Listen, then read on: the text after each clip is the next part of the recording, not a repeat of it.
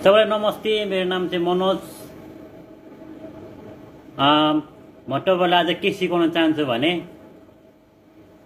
जुन टिकटकको भिडियोहरु चाहिँ डाउनलोड गर्दाखेरि चाहिँ हामीले सेभ गर्दाखेरि चाहिँ नाम सहित लेखेर आउँछ।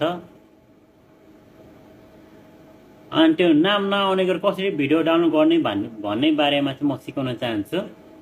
अनि यो भिडियो सुरुदेखि अन्तिमसम्म ध्यान दिएर हेर्नु होला। अनि तपाईलाई म स्क्रिनमा मोबाइल स्क्रिनमा देखाउन चाहन्छु म कसरी त्यो भिडियो डाउनलोड गर्ने, नाम कसरी रिमुभ कसरी हटाउने, नाम टिकटकको भिडियो कसरी नाम नआउने गरी डाउनलोड गर्ने भन्ने बारेमा चाहिँ ध्यान दिएर सुन्नु होला, ध्यान दिएर हेरिदिनु होला। अब मोबाइल स्क्रिनमा तपाईलाई म देखाउन चाहन्छु, मोबाइल स्क्रिनमा चाहिँ हेरिदिनु होला, ध्यान दिएर हेर्नु होला सुरुदेखि अन्तिमसम्म, अनि मात्र तपाईहरु बुझ्नुहुन्छ। अनि मेरो युट्युब च्यानलमा सब्स्क्राइब गरिदिनु होला।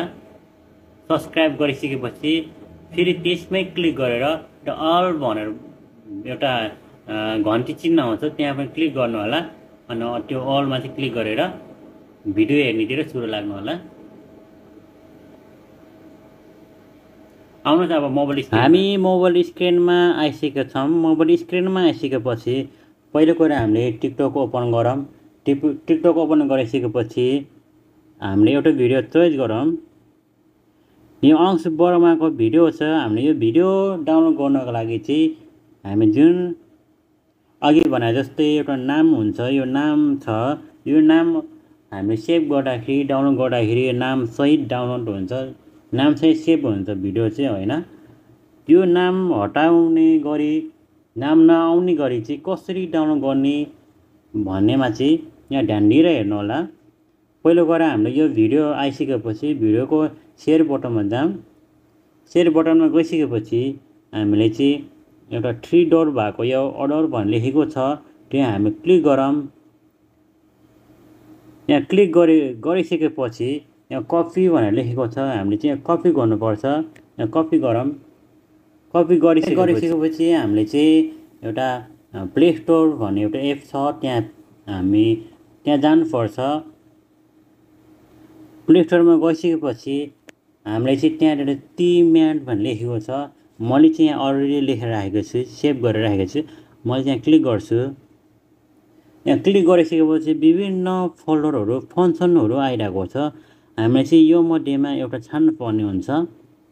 मैले चाहिँ यो एउटा एप डाउनलोड गरेर राखेको छु। मैले त्यो डाउनलोड भिडियो नो वाटरमार्क भन्ने लेखेको छ, यो मैले डाउनलोड गरेर राखेको छु। तपाईहरु पनि डाउनलोड गर्नु होला। अनि यहाँ डाउनलोड गरिसकेपछि हामीले चाहिँ यहाँ ओपन गरौँ। यहाँ ओपन गरौँ। हामीले ओपन गरिसकेपछि यस्तो इन्टरफेस आउँछ। यो आएपछि हामीले चाहिँ जुन हामीले कपी गरेको भिडियो छन् हामीले चाहिँ यहाँ पोस्ट गर्नुपर्छ। यहाँ फास्ट भनेर लेखेको छ, हामीले चाहिँ यहाँ पोस्ट गरौँ। यहाँ क्लिक गर्दाखेरि आइसक्यो। यो आइसकेपछि हामीले चाहिँ डाउनलोड भन्ने सब यसमा चाहिँ हामी क्लिक गर्नुपर्छ। हामी यहाँ क्लिक गरौँ। क्लिक गरिसकेपछि यो तल चाहिँ यो घुमिरहेको छ, डाउनलोड विथ वाटरमार्क भनेर लेखेको छ, हामी त्यहाँ क्लिक गर्नुपर्छ। हामीले त्यहाँ क्लिक गरौँ। हाम्रो यहाँ भिडियो डाउनलोड भइसक्यो। अब हुँदैछ यो हाम्रो डाउनलोड एकैछिनमा डाउनलोड भइसक्यो। त्यो भिडियो चाहिँ हामी हेर्नको लागि चाहिँ ग्यालरी भन्ने ठाउँमा जाऊँ। यो ग्यालरी भन्ने अप्सनमा हामी जानुपर्छ। यहाँ जाऊँ। गइसकेपछि हामीले भिडियो कुन भिडियो हामी डाउनलोड गरेको थियौँ अघि त्यो भिडियो हेर्नुपर्छ।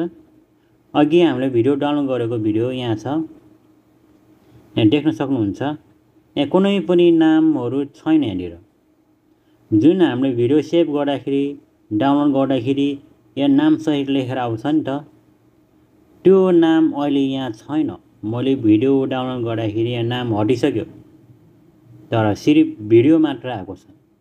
हो तपाईहरु पनि यस्तै सिक्नु होला। यो युट्युबमा चाहिँ तपाईहरु क्लिक गर्नु होला। युट्युबमा क्लिक गरिसकेपछि यहाँ नाम सर्च गर्नुपर्छ, मनोज ब्लग 9 भनेर सर्च गरौँ। सर्च गरेपछि यहाँनिर यो मनोज ब्लग 9 भनेर लेखेको छ। यहाँ ओपन गरौँ। ओपन गरिसकेपछि यहाँनिर सब्सक्राइब लेखेको छ। यो सब्सक्राइबमा क्लिक गरौँ। त्यहाँ क्लिक गरेपछि फेरि त्यहाँनिर क्लिक गरौँ। क्लिक गरेपछि यहाँ अल भनेर लेखेको छ, त्यहाँनिर क्लिक गरौँ। हो, यसरी नै यो युट्युब च्यानलमा पनि सब्सक्राइब गरिदिनु होला। अनि यस्तै नयाँ नयाँ भिडियोहरू पनि तपाईँहरूले देख्न सक्नुहुन्छ। सबै भिडियोहरू हेर्न सक्नुहुन्छ, भिडियो पनि हेरिदिनु होला। यहाँ सब्सक्राइब गर्न चाहिँ नभुलिदिनुहोस्। अनि भिडियो मन परेमा लाइक, कमेन्ट, सेयरहरू गरिदिनु होला। आजको भिडियो यति नै राख्न चाहन्छु। सबैलाई धन्यवाद छ।